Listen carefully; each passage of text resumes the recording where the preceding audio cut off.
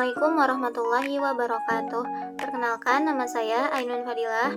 Di sini saya akan memenuhi salah satu tugas mata kuliah metode penelitian sosial, yaitu menghafal paradigma penelitian dalam perspektif filsafat. Paradigma penelitian dalam perspektif filsafat ada 3 cabang. Yang pertama ada ontologi, yang kedua ada epistemologi, dan yang ketiga ada aksiologi.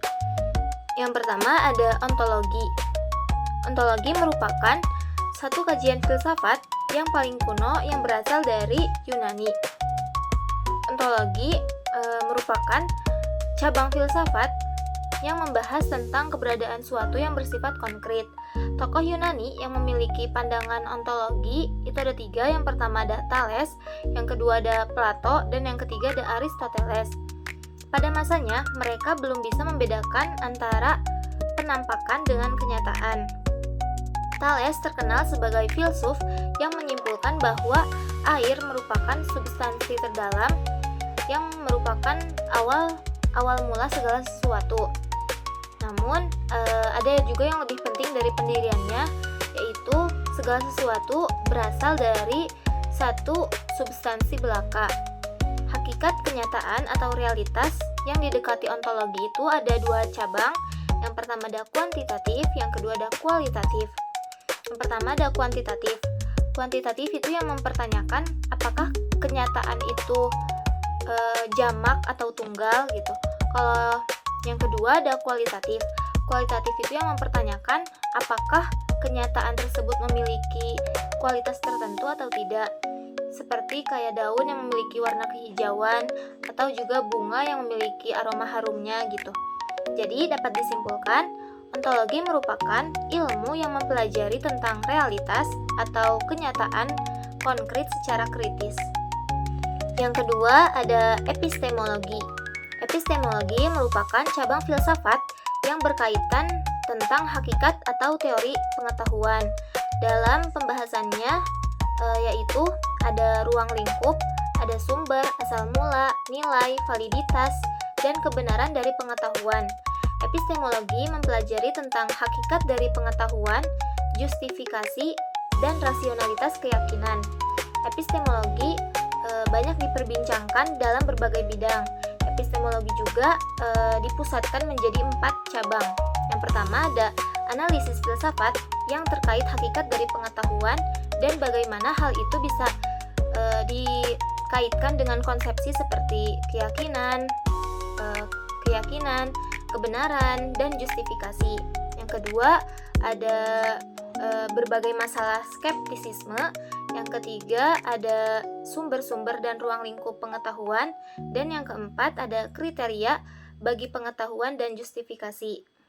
Epistemologi membahas pertanyaan-pertanyaan seperti apa yang membuat kebenaran yang terjustifikasi dapat dijustifikasi, dan beberapa pertanyaan yang lainnya. Istilah epistemologi diperkenalkan di bidang filosofis oleh filsuf Skotlandia James Frederick Ferrier pada tahun 1854. Namun menurut Brett Warren, Raja James Skotlandia telah mempergunakan konsep filosofis sebagai personifikasi dengan istilah epistemon pada tahun 1591. Yang ketiga ada aksiologi. Aksiologi merupakan cabang filsafat yang mempertanyakan bagaimana manusia menggunakan ilmunya. Jadi, aksiologi ini ingin mencapai hakikat dan manfaat dari suatu pengetahuan. Aksiologi berasal dari kata Yunani yaitu aksion yang berarti nilai dan logos yang berarti teori.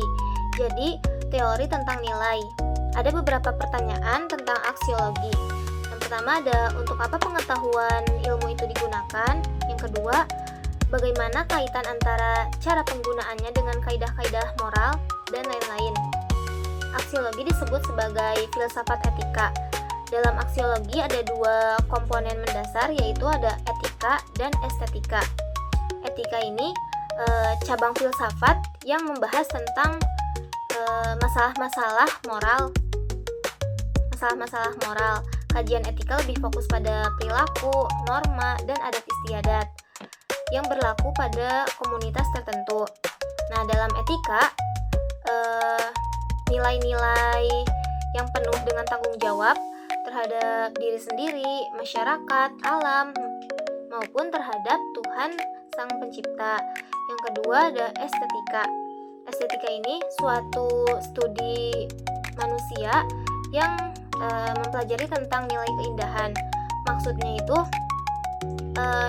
maksud arti keindahan di sini, di dalam diri segala sesuatu pasti memiliki unsur-unsur yang secara tertib dan harmonis. Maksudnya suatu objek yang indah bukan semata-mata bersifat selaras, melainkan harus memiliki kepribadian.